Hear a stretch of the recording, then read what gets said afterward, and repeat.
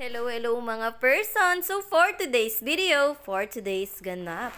Sa mga oras na yan ay nandyan kami sa Tagaytay City. Ay ang mga kaganapang yan ay nung weekend pa nga. Ngayon ko na nga lang talaga na edit. At ayan nga mga person, as you can see on this video ay nagsasandok nga kami ng sopas. At iyon nga ang inalmusal namin. At nung tanghalian nga ay nagprepare na kami ng budol fight. At ayan, nag-iihaw sila ng talong at rellenong bangus na binalot sa dahon ng saging. Talaga namang napakasarap at hindi na nga ako makapag-antay. Sa mga oras na yan ay natapos namang maluto ang liempo at naka-ready na ang masarap na sausawan. Birthday nga kasi ng kuya ng Daddy Gerson nyo at ayun nga yun, siya nga ang abala sa pagluluto, si Kuya Premar. Isi-celebrate lang namin ng simple ang kanyang birthday sa simpleng salo-salo. At ayan na nga, busy talaga kami mag-prepare dito sa aming kakainin at hindi na nga kami magkandamayaw at gusto na namin kumain agad dahil nakakatakam na nga. At heto na nga, naluto na ang rellenong bangus na inihaw. Napakasarap. Nakalimutan nga raw pahira ng asin yung dahon ng saging kaya naman dumikit na dito sa rellenong bangus.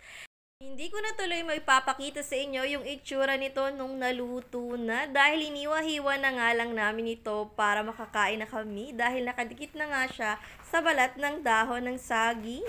At heto na nga ang mga person, nagtipon-tipon na dahil ready na kaming kumain ng salo-salo dito sa Budol Fight. Hindi pa nga nakakatapos maghain ay naandito na ako sa pwesto kong ito dahil gutom na talaga ako. At ayan na mga person, ang sarap-sarap kumain ng salo-salo at talaga namang nakakatakam talaga ang magbudol fight. Tingnan nyo naman si Ate Chelsea nyo ay nakakain na nga yan ng tanghalian. Sumalo ulit sa amin dahil gustong-gusto niya nga rin talaga ang mga budol fight serye. Bata pa lamang kasi siya ay madalas na namin siyang isinasama sa mga budol fight namin with friends, with family, or kahit ano pa mang kabudol fight dyan. Nyo naman si Baby Baste, ayan o, kasali din siya. Ayun o, batang maliit na yon. Hindi rin siya nagpapahuli sa budol fight.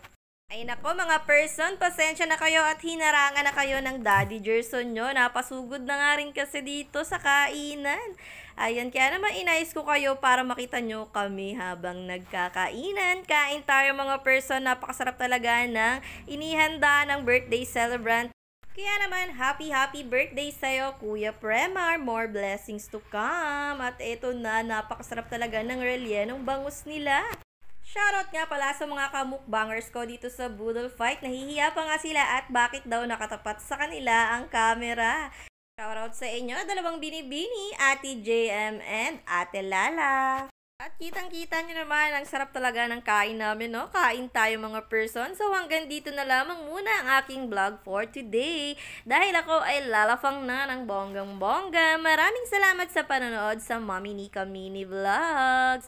Thank you for watching, babu!